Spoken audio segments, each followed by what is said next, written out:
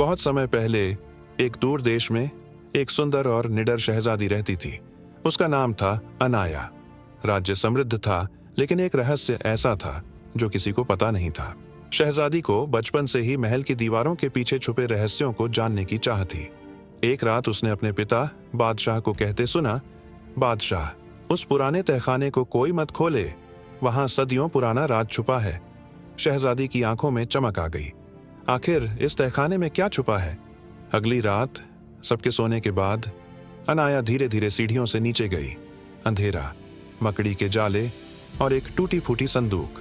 संदूक के अंदर उसे मिला एक पुराना जादुई चिराग।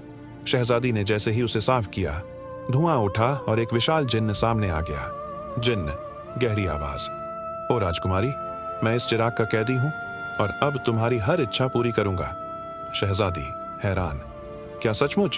पहली बार शहजादी ने जिन्न से कहा, मुझे ऐसा ज्ञान दो कि मैं अपने राज्य की मदद कर सकूं।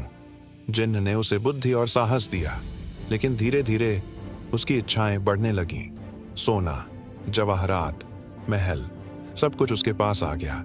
पर अनाया को नहीं पता था कि हर इच्छा के साथ चिराग का अंधेरा भी और गहरा हो रहा है। एक दिन महल में एक बूढ़ा साधु आया। साधु, राजकुमारी, इस चिराग से सावधान रहो। हर जिन्न की मदद के पीछे एक शर्त होती है। अनाया, कौन सी शर्त? साधु, जब 7वीं इच्छा पूरी होगी तो जिन्न तुम्हारी आत्मा ले जाएगा। शहजादी के रोंगटे खड़े हो गए, लेकिन अब तक उसकी 6 इच्छाएं पूरी हो चुकी थीं। जिन्न फिर सामने आया।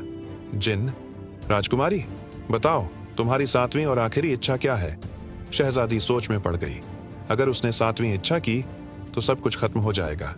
अगर नहीं की तो जिन्न उसे हमेशा के लिए कैद कर देगा। शहजादी ने गहरी सांस ली और बोली, मेरी 7वीं इच्छा है कि तुम इस चिराग में हमेशा के लिए कैद रहो और कभी बाहर न निकल सको। जिन्न चीखा, नहीं, यह मेरी आजादी की इच्छा नहीं थी। लेकिन शहजादी की बुद्धि से वह वापस। शहजादी ने चिराग को राज्य के सबसे गहरे कुएं में फेंक दिया। उसने सबको सिखाया, लालच कभी मत करो। सच्ची ताकत सोने हीरे से नहीं, बल्कि बुद्धि और साहस से आती है।